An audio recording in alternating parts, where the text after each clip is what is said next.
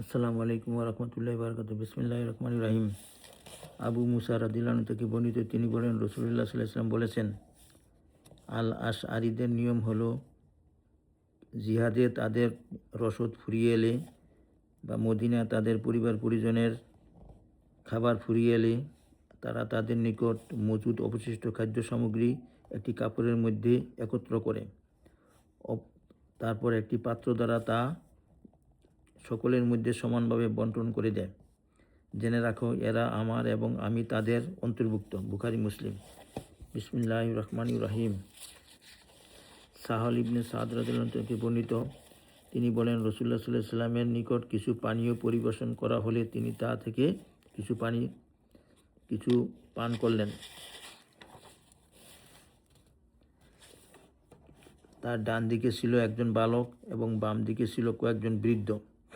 তিনি বালকটিকে বলেন, তুমি কি আমাকে বৃদ্ধদের আগে দিতে অনুমতি দেবে?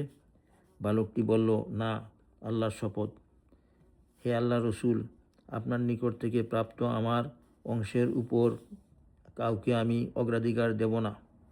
তখন রাসূলুল্লাহ সাল্লাল্লাহু আলাইহি ওয়াসাল্লাম তার হাতে দিলেন। বুখারী মুসলিম। বিসমিল্লাহির রহমানির রহিম। আবু হুরায়রা রাদিয়াল্লাহু আনহু থেকে বর্ণিত, তিনি বলেন, নবী সাল্লাল্লাহু আলাইহি ওয়াসাল্লাম বলেন, একদা আইয়ুব আলাইহিস সালাম বিবস্ত্র অবস্থায় গোসল করছিলেন। একটি সোনার ফড়িং তার উপর পতিত হলে তিনি সেটিকে তার কাপড়ে জড়াতে লাগলেন।